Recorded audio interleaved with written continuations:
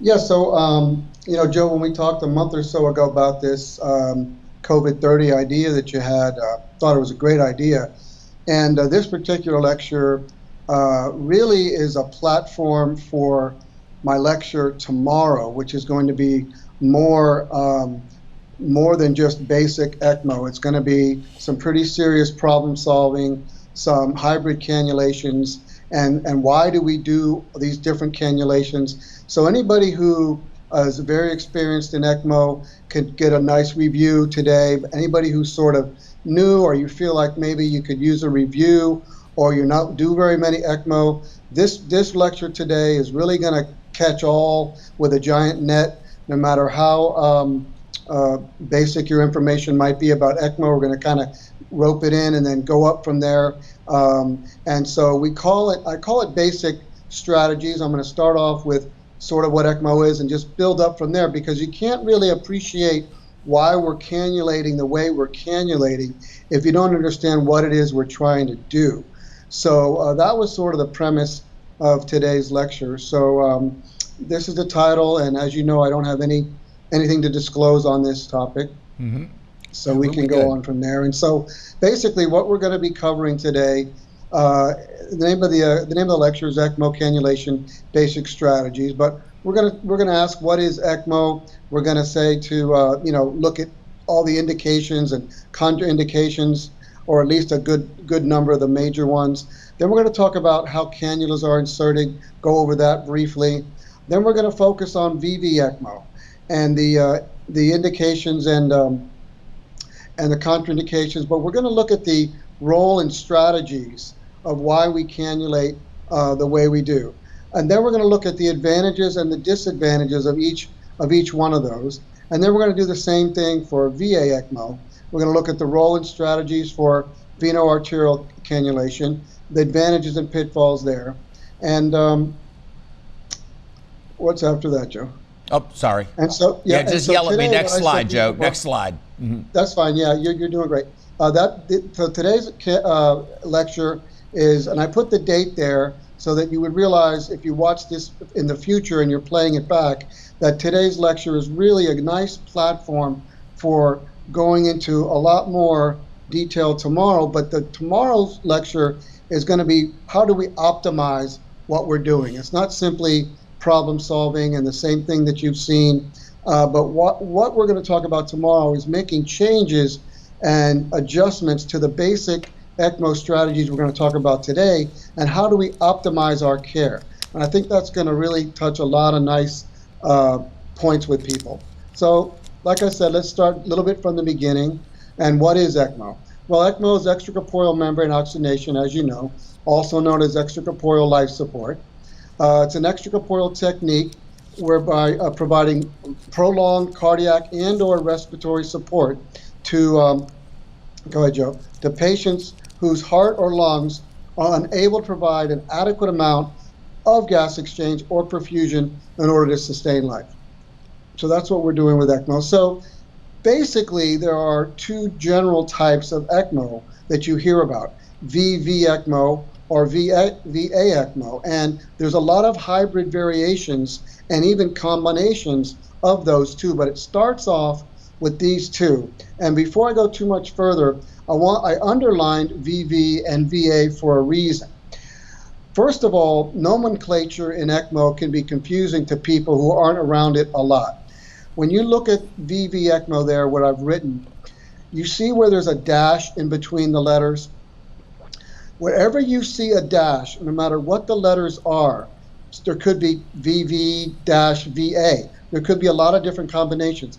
The dash tells you where the oxygenator is, where the ECMO pump oxygenator is located in that nomenclature. And the first letters of it before the oxygenator are always going to be withdrawing or draining blood from the patient. Then it comes through the oxygenator, i.e. the dash, and then it returns back to whatever letters are after the dash. Okay, so that's something, if you've never been explained, that will be helpful to you. So John, can I interrupt you? Yeah. John, can I interrupt you? So technically what you're saying is that even though, keeping it simple, we're talking V V, V-A, like you just described. But if you were coming from the left atrium, it would be LA-A. So if you're going into the femoral arterial system, so it would be AA, but it would be from the left atrium versus the from the venous system. So if you were doing a left heart bypass, it doesn't have to be venous. That's correct. Exactly why you need to know where the dash is. It doesn't have to be venous. You can drain the left atrium. You can drain the left ventricle, so it doesn't necessarily have to be a venous drain, but at least the dash tells you where you're withdrawing from, whether it's venous or arterial. Now you need more details than that. When you start draining the left ventricle or the left atrium and things like that, usually you're going to need to explore the circuit a little more as to those are those hybrid type things we're going to talk about tomorrow. And the nomenclature is still sometimes under development of what ELSO recommends and what some people use out there. In fact, where I work, we don't actually subscribe to exactly the nomenclature that ELSO recommends. So sometimes you hear things different out there. Everybody certainly has to be on the same page with whatever it is we're doing, right? Yeah, and that's part of the reason why the nomenclature is trying to find a home base. And it's overall generally agreed upon, but I would say about 20% of the places still use kind of their own little twist on the nomenclature. Some people call access, other people call it drain. Some people call it return, some people call it reinfusion. And at our institution, we love the term drain, but also actually likes the term access as meaning venous access, but it's not always venous. That's the problem. You could be draining a left ventricular apex. You could be draining a pulmonary vein from the left atrium. So whenever we talk about return, we know that we are pulling from the patient. And when we talk about drain, when we talk about return, we know we're giving that oxygenated blood back to those particular vessels. So we've decided we like our nomenclature better at our institution. So in establishing VV or VA ECMO, though, it does depend on what the underlying disease of the patient is. However, sometimes, more than sometimes, the severity and the rapidness of which the patient is declining may not allow us fully enough time to diagnose exactly which is the problem. And in those cases, VA ECMO is a giant net and catches those things, and later we can modify it differently. So let's look at what is VV ECMO. So VV ECMO is for patients who are experiencing respiratory failure.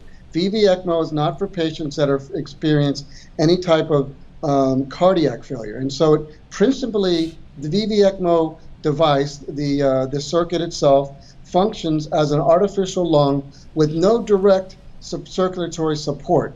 And I will say the reason I underline that, no direct circulatory support, it's not helping the cardiac ejection or function at all. The only support that some people will claim from a VV ECMO is that the increased oxygenation that we're providing that then makes its way to the coronary arteries, which it wasn't doing before, that increased oxygenation coming down the coronary arteries sometimes improves and acts as an indirect positive contributor to circulatory function. But it is actually not, as of a device itself, contributing anything to the circulatory support. That is a great point. And actually, I threw some slides together for my talk, and I'm so glad you brought that up. Yeah, some people don't think about that. So VV ECMO, again, is basically indicated in patients with severe respiratory failure that's refractory to optimal mechanical ventilation and medical therapy. That's the basic concept. When you've already exhausted your maximum ventilator support and maximal pharmacological support, and your patient is still failing pulmonary-wise, VV ECMO is the stop-gap measure there. For the goal of VV ECMO, now this is a take-home message for people who don't do ECMO terribly a lot. The goal of VV ECMO is to oxygenate at least 60% of the patient's cardiac output. And quite possibly could be more than that. But the reason I point this out is that when you're selecting cannulas, and we're going to talk about cannulas here shortly, when you're selecting the size of the cannula, you should do a quick assessment of your patient's cardiac output and see if you're going to be able to flow and capture, with the cannulas you're inserting, 60% of the patient's cardiac output.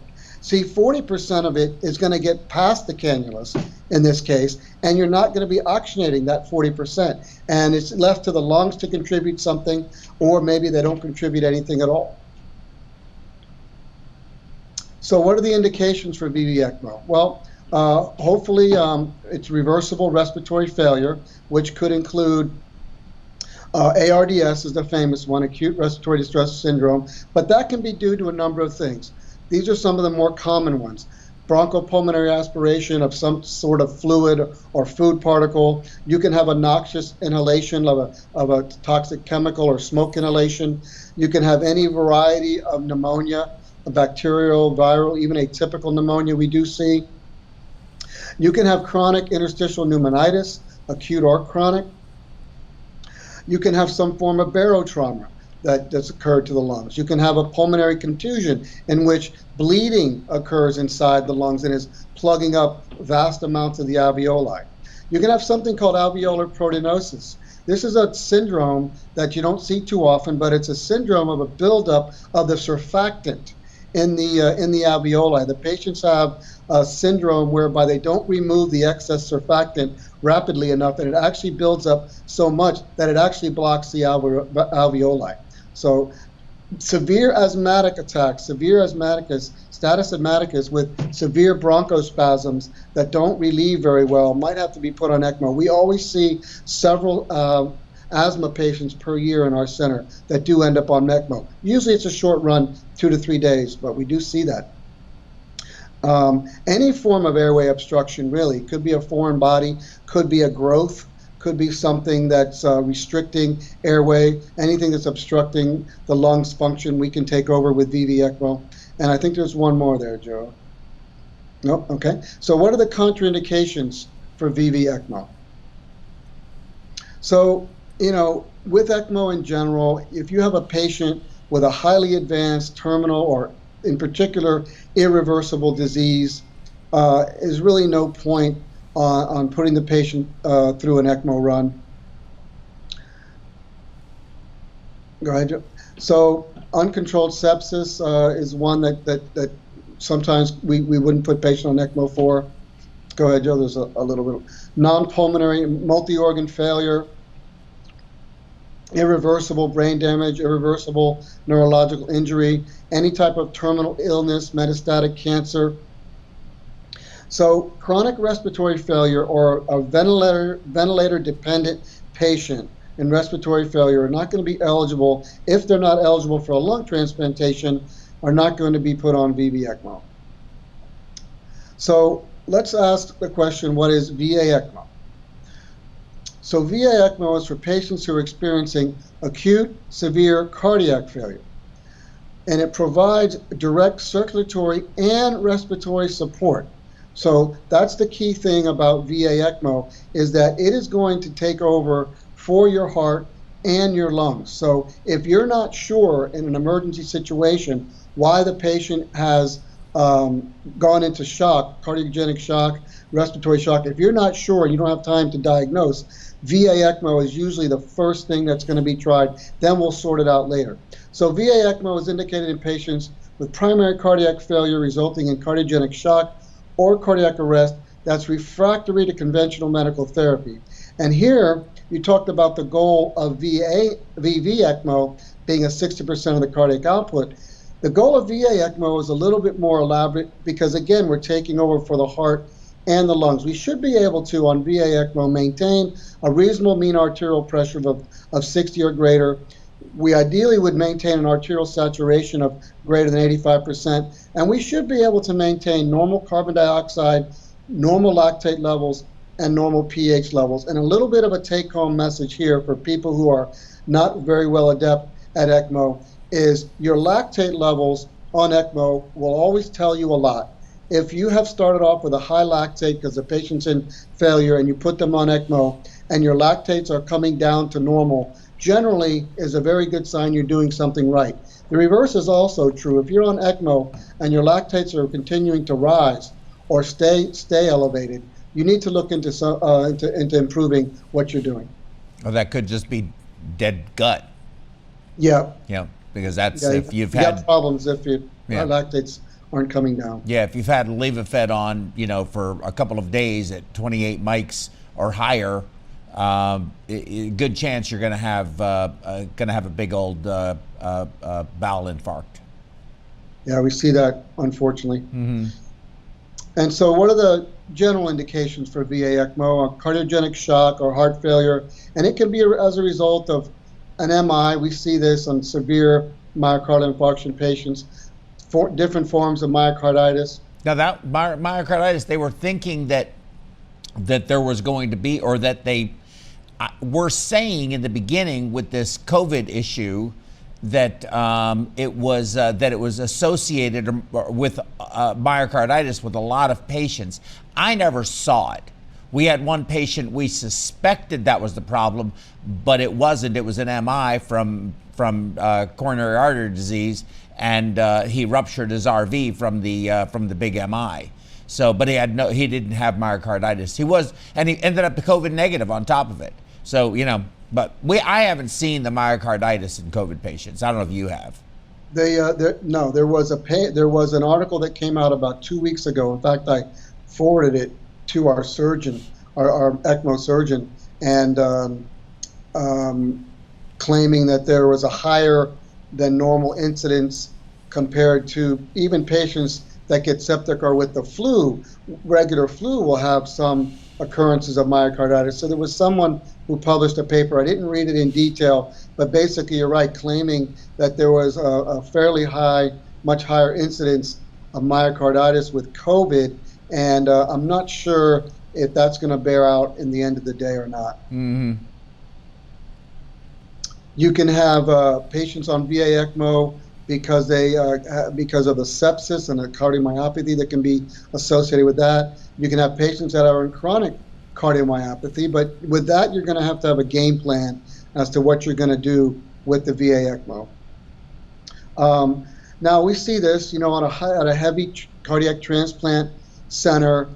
Sometimes the transplanted organ has suffered a long ischemic event or other setback, and will have to come out of the OR on ECMO. And generally, after a period of time of the heart recovering, those patients generally will come off ECMO, and the heart can recover. We have this is one thing that happens a lot, and it's been around for many years, is unrecognized isolated right ventricular failure. That goes undiagnosed probably as commonly as anything. We've gotten better at it, but there are still a lot of places that don't put in a Swan-Ganz catheter, or the patient has crashed due to right ventricular failure, and we can't figure that out until after the fact. Pulmonary embolism, certainly you need immediate VA ECMO to take over for the cardiac failure that goes along with it, and the pulmonary failure that goes along with that. This is a big deal too. I've had several people several of the physicians that I work with in various locations try to establish a true PE response team, which includes putting the patient on ECMO as a primary means of support before decisions get made about what are we going to do with this patient. Do you guys have that in your location, in your hospital? We don't really have that as an established response team in any of ours. We've talked about it, but never really have done it.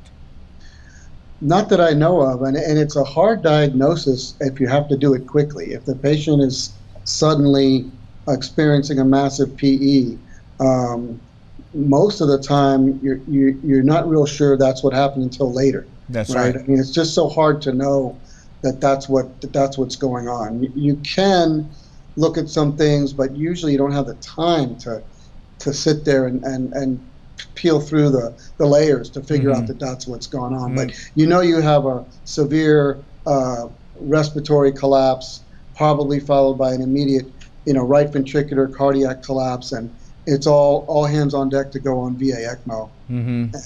Usually then you get chest x-rays and things, and you find out the patient had a PE. Hopefully you responded quickly enough. Well, if it's a saddle block, I mean, all the CPR in the world isn't going to help. Right. So post-cardiotomy syndrome, that's basically post-open heart surgery. Patients that, had a very long or difficult procedure or just had untoward ischemic time that wasn't overly well protected, might have to come out still on ECMO. We see this with some frequency, the patients that have just an absolute refractory ventricular VTAC or VFib that we keep shocking them out of, but they go back into it, and we can't seem to resolve it with maximum pharmaceuticals, and they have to be on ECMO at times. Patients with sudden cardiac arrest, pretty much what we were just saying. Now, inside the hospital is one thing. Outside the hospital, they're really starting to put confines on the cardiac arrest having to be a witnessed arrest. It would have to be CPR was done in a short period of time after the arrest. I think it's a 38-minute to 1 hour arrival in the ER from the paramedic team, and there's the unwitnessed cardiac arrest. For the most part, people are reluctant to put them on VA ECMO because you end up with a corpse on ECMO, unfortunately, in a lot of cases. Brain dead, But and the other thing too, witnessed arrest CPR, but it's very important it's effective CPR. Yeah. So people really do need, if they're going to jump in there and start providing CPR to people, that they really do know what the guidelines are and do it effectively. Yeah, the arrest out in the field in the public is always a dicey one. So, people go on VA ECMO if they're on a bridge to transplantation, they're decompensating, their heart isn't, they haven't received a donor heart yet, and they need more time. They can also be a bridge to obtaining a durable VAD. And I think the last one there, Joe, is a bridge to recovery and also a bridge to decision. And, the bridge to recovery is basically what ECMO really does. If nothing else, it gives your organs, whether it's the lungs or the heart or both, opportunity to rest and recover from an acute insult. So sometimes it's just time that patients need, and hopefully that's where it ends up with most of our patients. But some of them, we put patients on ECMO and we have to put them on for a while and then decide if they're going to be able to go anywhere from there. Sometimes they do, sometimes they don't. So the contraindications in general for VA ECMO, similar to VV ECMO, you wouldn't put anybody on with a terminal or irreversible disease. Uncontrolled sepsis, similar to VV ECMO. Multi-organ failure patients, irreversible brain injury, these are all similar. Metastatic cancer or terminal illness they won't be able to recover from. So a patient who has irreversible cardiac failure and they're not eligible for a durable VAD or a cardiac transplant is basically a bridge to nowhere if you put a patient on VA ECMO and they have no qualifications for any exit strategy. So, and also if a patient has severe coagulopathy, contraindication to anticoagulation, and sometimes this even includes advanced liver disease. Aortic dissection, obviously, you're going to have to cannulate the aorta in some fashion. So if you have a dissected aorta, you're not going on VA ECMO very well.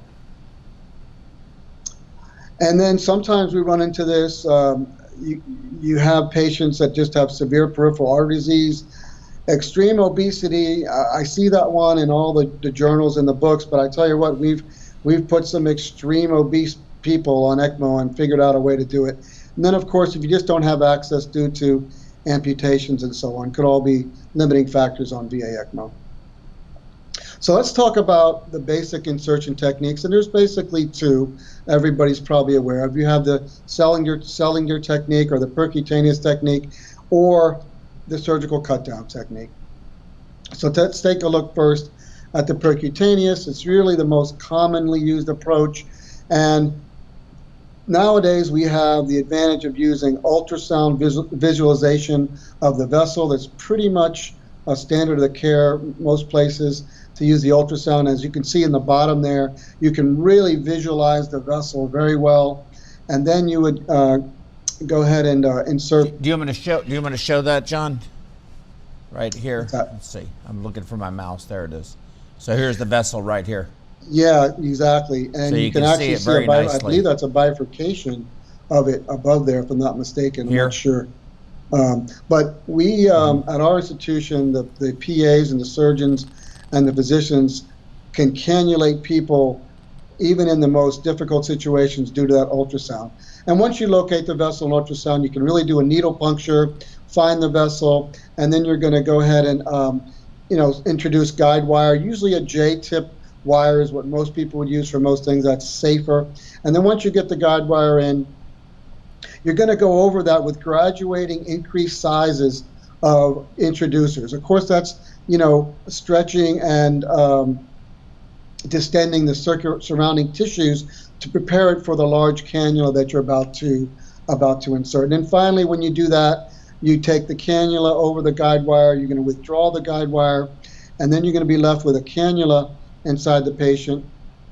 Go ahead, Joe. And here you basically need to prime the cannula, de-air it with the patient's blood most of the time, and then make an air-free connection to the circuit, usually similar to what you do in the operating room. So in the surgical cut-down technique, usually it's reserved for hard to get vascular access in patients, whether it's because they're in hypovolemic shock, or just for whatever reason peripheral cannulation is too difficult or impossible.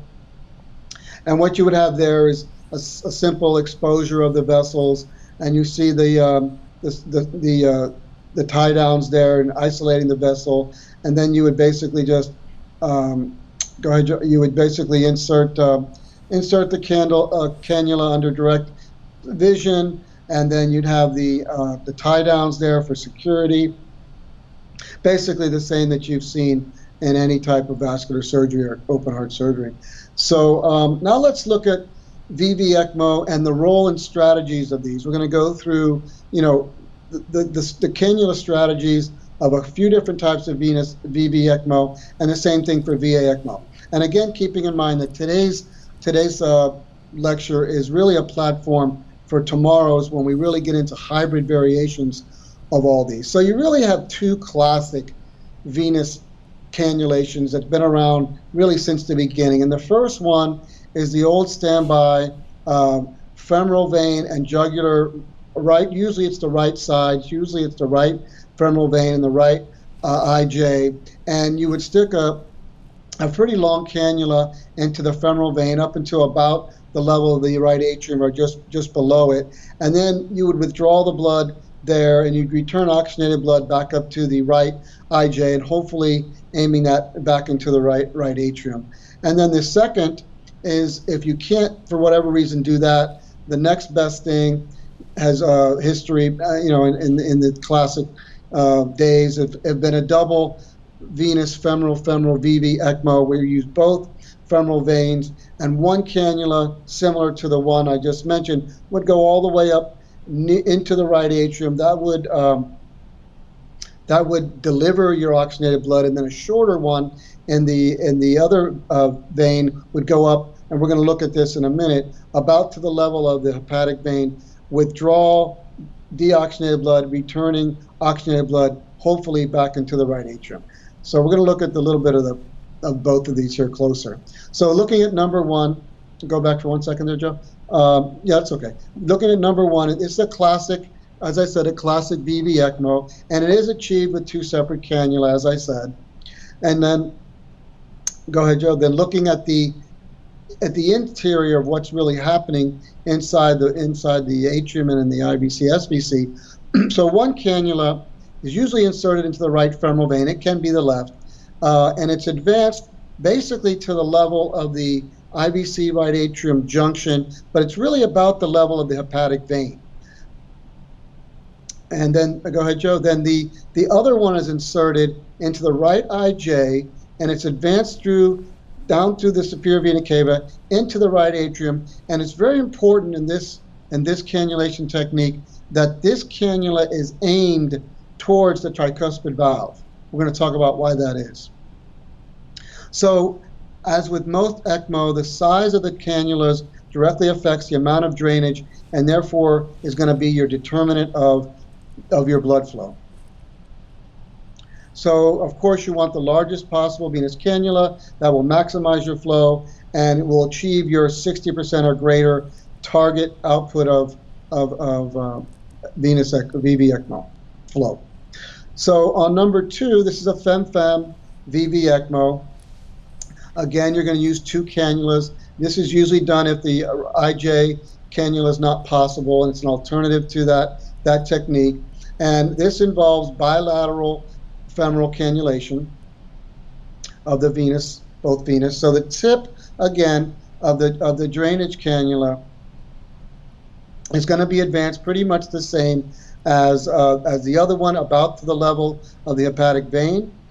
And then the second one, and the return cannula is going to be positioned right into the right atrium. And as you can see, unfortunately, why this technique is not as preferred as the previous is that there's no way to aim that cannula towards that tricuspid valve. And so you're delivering oxygenated blood through the side holes and through the end hole, and you're really hoping that the oxygenated blood makes its way over to that tricuspid valve. And so again here, the largest possible cannulas are going to get you and the best flow, and hopefully achieve your target flow. So basically summarizing, these are the 2 classic configurations.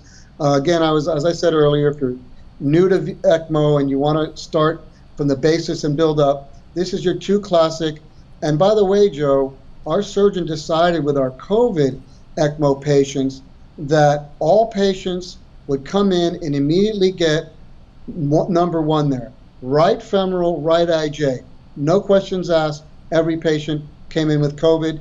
We had an OR set up with everything just to do just that, so there would be no muss, no fuss, no spending of time. And this is how we've done all of our COVID patients. Have you seen that? No. The 3 we've ended up with 3 total. All of them were 2 of them were with a single double lumen catheter technique, the Avalon, and only 1 was double cannulation, and that was because of some other challenges involved. I think it would have been preferred to still do the single cannula. Well, the funny thing is that was our go-to method. We did, the Avalon or Crescent cannulas almost entirely. Can you tell me? Can you tell me? It's really unusual to do the other. Can you tell me the reason for it? And all of a sudden with this, we can you hear me? Yes. We went straight to this technique. And, can you tell me why though? What was the reason? Well, I actually tried to talk him out of it, but I don't know. I just think he wanted to standardize it. I think it was less, need for. Well, one reason was it was less need for Cine to come into the room. Yeah, fluoro, no fluoro.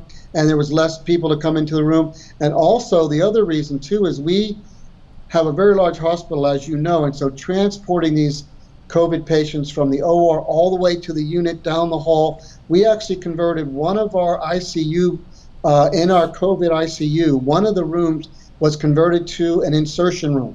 Mm-hmm. Mm-hmm. So the patient could come there, get inserted, and the only movement they had to do was right next door to the room that they were going to stay in. And so that room didn't permit all this excess equipment either. So I think it was just the safest, simplest way to get people with VV support. I think that makes sense.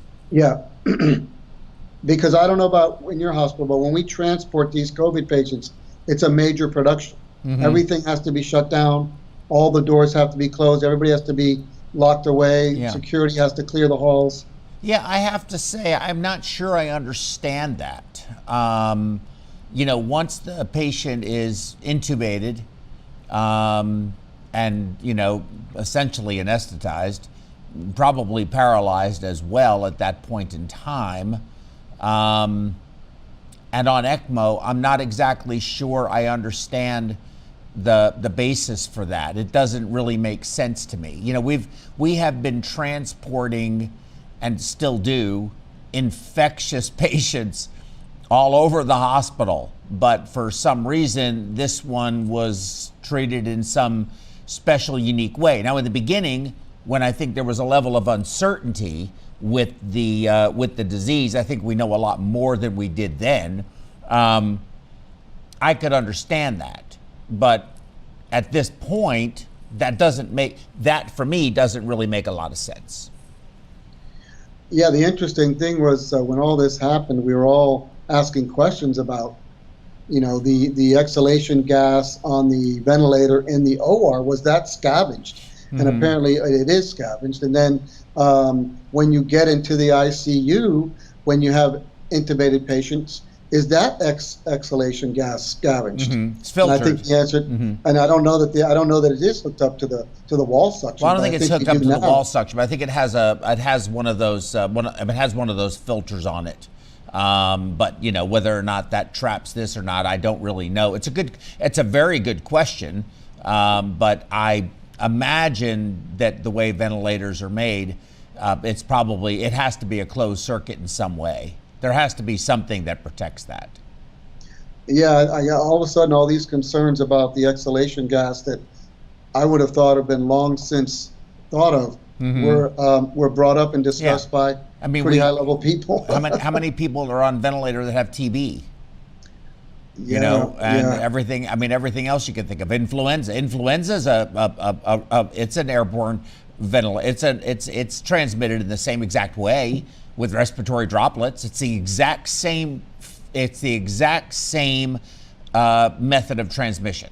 Mm-hmm. However, and with that said, in the beginning, again, I understand people's angst when we didn't know how fatal this really was or wasn't. I think now that we have a better handle on it, I think we've had a handle on it for a while now. I think that whole episode of shutting the entire hospital down to move the patient that's intubated from point A to point B, in my view, really doesn't make any sense. But I don't want to debate the issue. I'm not arguing with you. I'm just telling you my opinion. It's an opinion, right? Yeah, well, that was based on why we were doing that cannulation and trying to minimize transport. And yeah, we've seen some interesting extremes that have arisen. Mm-hmm. And so, those were the two classic, old school classic ways that are still around and heavily used. And then, of course, in not so many years ago, the Avalon cannula and the Crescent cannula came out, and they're very, very similar, almost identical in some ways. But this offers a single cannula insertion into the right IJ, and it goes down through the right atrium and into the IVC, and it does that because it has 3 ports, and it has a proximal and a distal port, which are going to retrieve or evacuate unoxygenated blood from the IVC and the SVC, and then the middle port. Go ahead, Joe. The middle port is going to return the blood to the oxygenated blood, and hopefully is aimed directly towards the tricuspid valve. That's very, very important with this particular cannula, that you have to have this cannula positioned correctly, and it needs to stay positioned correctly, and it needs to be secured down well. And so if you do, and you aim this, and you can verify this on TEE in the OR when you're doing this, that it's directed right towards the tricuspid valve, you'll get a minimal amount of mixing with this. But if you do not do that, you can get a significant amount of mixing with this. Mm-hmm. Yeah, in fact, we had a very good talk Dr. Duvall did for us on this, and it had to do with sort of reading X-rays, MRIs, CTs, and TEEs. And so when you put this in, you want to get that bicaval view with the TEE, and that way you can see both cava, and you are actually able to look right at the tricuspid valve in the middle of the view and see the color jet aiming towards it, and you can actually see it if you have the right that's view. That's all part of the proper insertion technique for this. And here it's interesting, you know, we always talk about larger cannulas, we can flow more, but here it becomes more pronounced, because even though it sounds like you're putting in a large cannula, it's two smaller cannulas inside a larger casing, so to speak. So I know you can only fit such a size into such a vessel and everything, but this one here, you do tend to see, and we're going to talk about, and when we get later here on the drawbacks and advantages of these, higher pressures generally because of that. Mm-hmm. So this is where we're going to start talking about the advantages and pitfalls of these three different types of cannula. So those are the three we talked about, and we talked about what they look like and what the flow characteristics are. So now let's look at, you know, advantages and pitfalls and why you might do one over the other. So here's the first one we talked about, the femoral and jugular right IJ. And so because you have two cannulas, you're going to be usually able to have good flows, high flows, because you're working with two separate cannulas as opposed to one. And you can minimize the recirculation if the superior vena cava is aimed at the tricuspid valve, as I mentioned earlier. And so I stress this again because you can imagine that if that cannula is facing directly down, that one is, you know, shooting blood out of it at, let's say, 4 liters a minute. The one just below it is the you know, drain cannula is suctioning 4 liters a minute. And if they're facing towards each other, you're going to have a lot of recirculation. Surprisingly to me, this technique actually works quite well. So it does require two cannula insertions. This is some of the drawbacks. And here's a real interesting one that goes on with this. Any IJ insertion, the right IJ, when you feed a guide wire down the right internal jugular vein, it is very easy, and we're finding out that this even happens sometimes, and we haven't even realized it's happened, and it's being explored more and more. It's actually very easy to perforate the coronary sinus or even the right atrium or right ventricle, because if that wire, as I first showed you, you have to feed a wire down a vessel, then follow with the dilators and the cannula. That wire, you better feed it way down into the inferior vena cava, into the IVC, and make sure that you have passed the eustachian tube there at the IVC in the right atrium. A lot of times it gets caught up in that and makes its way into the right atrium, over to the coronary sinus, sometimes even causing a PFO or ASD. And we actually saw this one day. We were doing one. I don't even think we realized that we had perforated something, but we started seeing right before our eyes on the TEE a tamponade occurring. And we were able to diagnose it as that the wire had actually perforated the right ventricle. Well, the right ventricle being a thick muscle closes that hole up actually rather quickly. And that's pretty much what's happened. And I think that's why people have gotten away with this and not even realized that they've done it. However, if you do that in the coronary sinus, you're going to have a lot bigger problems, perhaps, than if it's just the right ventricle. So, as I said, if the cannulas end up aiming directly towards each other, you can have vast recirculation going on there. So, one rule of thumb, and this is a take-home message for people who are not so adept at ECMO, you need to try to have a 15-centimeter distance between the tips of the two cannulas. That has been shown to minimize your recirculation between the two. So again, the largest possible cannula is going to maximize your flow, and it's going to reduce your negative pressures, which reduces circulation. What I mean by that is if you have a nice sized cannula in the superior vena cava to return the blood, if you happen to put in too small of a cannula in the IVC, the one that is withdrawing the blood, and you have to run high negative pressures just because of that. Even though you have the cannula positioned correctly, aimed towards the tricuspid valve and 15 centimeters apart, that high negative pressure is going to aggravate and cause more recirculation. So again, a pitfall is you have a femoral cannula, and that's going to reduce the ability for the patient to be ambulated. So now we look at bilateral fem-fem VV ECMO, which is the second one we talked about earlier, and you saw the diagram, and you can see what it might look like on a patient there. So if we look at the advantages and pitfalls, so this is what it looks like internally. The advantages here are if you have two nice sized cannulas, you can achieve a nice flow with low pressures. Pitfalls is it does require 2 cannula insertions as opposed to the one. The return cannula, the one returning your oxygenated blood, cannot be aimed directly towards the right atrium. So most people see more recirculation with this technique.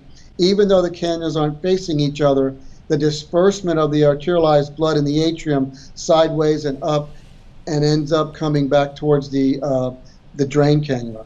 Again, try to keep 15 centimeter distance between the two cannulas to minimize recirculation. And again, the largest cannulas are going to help maximize your flow and reduce that negative pressure that I was talking about for the drain cannula. And here you have 2 femoral cannulas, so most ECMO centers would not consider ambulating a patient with 2 femoral venous cannulas. No, I wouldn't either. I've seen it done, but it's not very likely. Very bad So idea. then the third one is a little bit more modern technique that's come along since, and that's the Avalon and the Crescent. And you can see there the diagram on the left and then what it might look like in a patient. And if you see the way that the arterialized blood is the curved one coming in there on the side of the longer cannula, that one has to be faced directly into the patient's side of his jaw or side of his neck. That's confirmation actually that the cannula is most likely positioned correctly.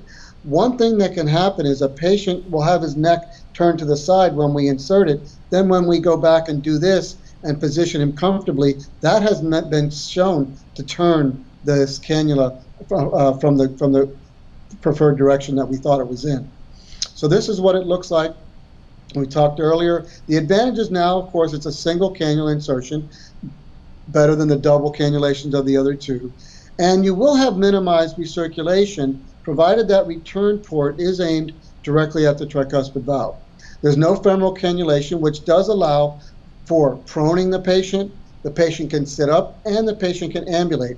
And when you see a lot of videos and things on lectures and things where people are ambulating, most of the time they have this type of cannula in there. It also permits some form of physical therapy, and usually the patients can be awake with minimal sedation. So some of the pitfalls, though, are, again, back to what I said before, insertion of the right IJ guide wire, which can perforate the coronary sinus or right atrium or RV. You can, because it's one cannula, you're going to probably notice you're limited by your higher pressures, both on the negative draw side and on the positive return side. You're usually going to see higher pressures with this type of cannulas. Here's 2 big things I put in red. It must be positioned accurately and verified by TEE, transesophageal echo. And secondly, it must be secured in place, and the tubing must be secured so as not to kink. Now, in this picture, go back 1 second, Joe, you see where the U-turn is there. That is actually a specialized connector that a company makes just for this purpose. We don't have this at our institution. I have not seen this, but this is out there, and it's just for this purpose, because if you don't have some type of way to, well, the challenge is your cannula is going up out of the patient's neck, and the ECMO machine is generally over to the side or even at the foot of the patient. So you've got to figure out a loop or some way to not kink and get this tubing to come all the way back to your circuit. And with all the movement and sitting up and perhaps walking of the patient, sometimes these things are not secured enough and they can kink. So that's something you have to watch out for here. So now let's look at VA ECMO and some of the roles and strategies of V ECMO. And we have two classic configurations here, and most people might be familiar with these. Number one, it's cannulating the right atrium, withdrawing blood, oxygenating, pumping it back into aorta, same as we do in routine open heart surgery. And then more commonly, though, for ECMO, it's a fem-fem VA ECMO where you have femoral vein and femoral artery cannulated. And go ahead and click the thing, Joe, one time. We're going to see really that number one is central cannulation, and number two is really referred to as peripheral cannulation. So let's look at the central cannulation.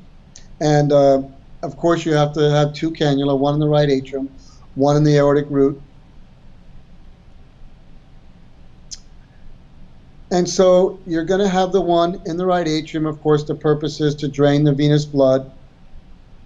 And you're going to have the other one in the aortic root, which is going to return, to be the arterial return. And this is the same as bypass. And most of the time, the patients that end up in ECMO are actually going to have the same cannula in that you had on bypass, because that is one of the main reasons that this technique was employed, is for patients in cardiac surgery who could not come off our lung machine. And basically, we just learned many, many years ago, we could just connect the same cannulas up and go off and running on ECMO. And so with this, though, one good thing is you can have full cardiopulmonary support, and you're really only limited by your cannula and tubing sizes and the corresponding limitations that those bring, which generally are not very much with this large of a cannula that you're probably going to have. So on the peripheral side, this is going to involve either bilateral or ipsilateral femoral cannulation. You can have them on bilaterally, or you can have them on the same side. And the tip of the drainage venous cannula is going to be placed at the SVC level, just below the atrium, just past the hepatic vein. The return cannula is just going to be basically inserted into the femoral artery, and usually it's inserted a fair distance to just past the bifurcation most of the time. The largest possible cannulas, again, are going to help you for maximum flow and support. And with this, a distal limb perfusion cannula is almost always required, and that is a separate small cannula that needs to perfuse the distal limb of the leg that has the femoral artery cannula in it. We're going to talk a little bit more about this. So what are the advantages and pitfalls of both of these? So the central cannulation, the right atrial to aorta VA ECMO. Here you have, it's easily converted from cardiopulmonary bypass. You're capable of providing full support. Pitfalls are the chest remains open. The chest is generally not closed when this happens. If that's the case, patients are heavily sedated, paralyzed. You can't, go ahead, Joe. Hey, John, I didn't switch it because I wanted to talk about that. Oh, so okay, good. What we do, and we have had to do patients where we've centrally cannulated and left the cannulas in, but we will tunnel. We'll either use one of those Viadrape wound vac type things on the chest and leave it open sometimes. But if they're dry enough, then what we'll do is we'll tunnel the ECMO tubing through the skin, just like you see there with the chest tube. And if the heart is small enough and can tolerate it, we'll either go ahead and approximate the sternum, but most of the time we'll just approximate the skin, leave the sternum open, but have the skin closed, and certainly going to reduce infection tremendously.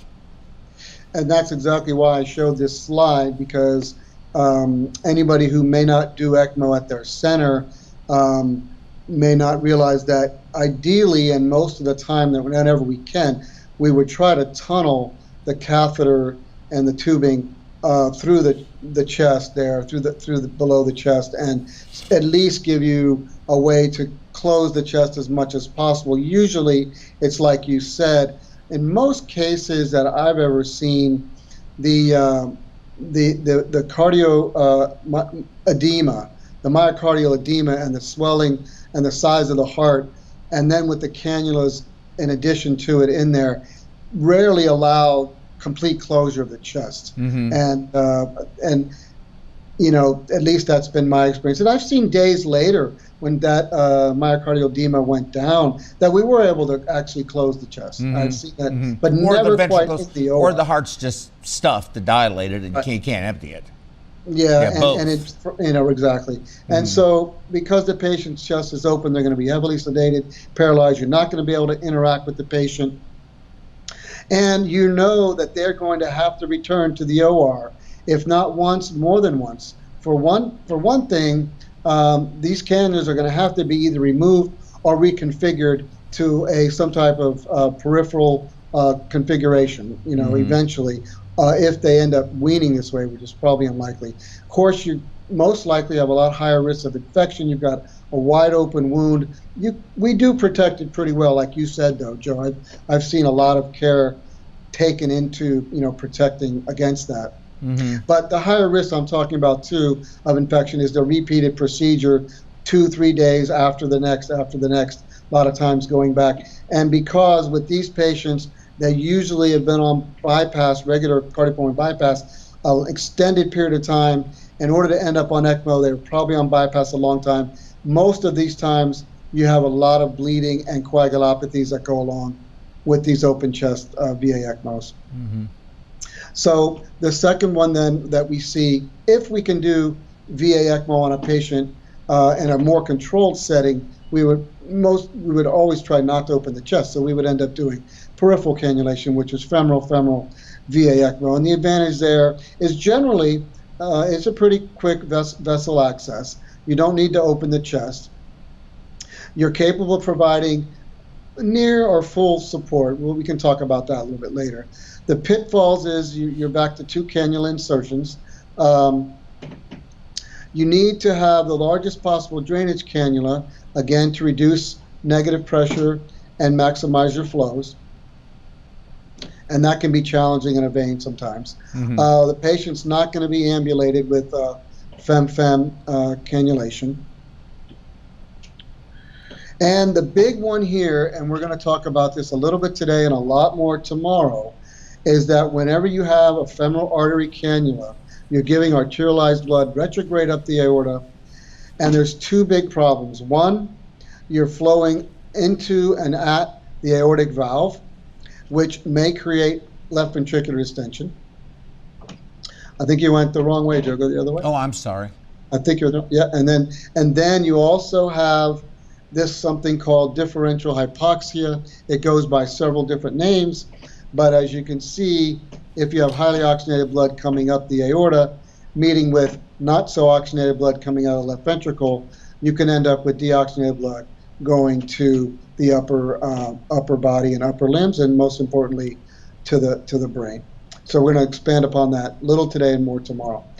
And again, here requires distal limb perfusion cannula to perfuse the distal limb. Now, many years ago, Joe, you may remember, we never did this. I remember back, 20, 30 years ago, there was no distal limb perfusion. And we had an awful lot of, even with balloon pumps, we had an awful lot of purple toes and purple feet. And unfortunate. I've got a couple of good pictures in my slide deck I'm going to show. Okay, good. I think you'll like a distal limb perfusion cannula, for anybody who doesn't know, is a small catheter, really 5, 6, 7 French, put into the femoral artery, and it's aimed down distally towards the foot, and it's wide off, usually with just a lure port and a small pressure line with a stopcock, usually, so you can manage it for things, and it's going to purposely perfuse that limb, and that's been a real big improvement over the years in ECMO, femoral ECMO, because we were losing a lot of limbs before this came along. Okay, so thank you guys so much, Joe. And Excellent. if you want, you can go one more slide. I'm going to remind you that Yes. this talk today was a preparation for how to take this basic knowledge of these basic ECMO strategies and really find out and look at what is going wrong and how to change things so you can optimize your ECMO therapy. And that's going to be the talk tomorrow. So I just wanted to remind people about that. That was really, John, that was excellent. Very, very, very good. I did notice you may want to correct, can I tell you, I think you do have to correct one of your slides. Am I allowed to say something? You saw it? Did you see the error? A little while ago, earlier today, I found a bunch of errors. So I here, let me bring it back to you. Can I go back to the slides? Okay, I'm going to go. Oh, there you go. Oh, can you go to the last one? Hold on. They'll do it. They'll go to the last one. It'll be easier for me to go backwards. Because otherwise, I'm going to click. And we'll open the lines, the phone lines up too. There you go. Okay, is that? Yeah, there you go. There's the last. Okay, so let me go back. Okay, I think it was this one. Yes. Okay. The issue, I think what you need to change is on the second bullet point under pitfalls. You need to put a period after flow or after negative pressure. But because there's not going to be any recirculation if you're VA. Oh yeah. That's what happens when you copy and Don't paste copy and paste, John. Don't copy and paste. Okay. That's what happens when you copy and paste. He got busted on that one. All right. All right. Okay, there you go. So you want to let's open the phone lines up. They are open. And can you leave that up and also put my slides at the same time? No? Oh, you can't leave the phone lines open and have my slides at the same time? Or can you? Yeah, hold on. They're going to try to do that. So I'm just going to go through a couple of slides. John, that was a really good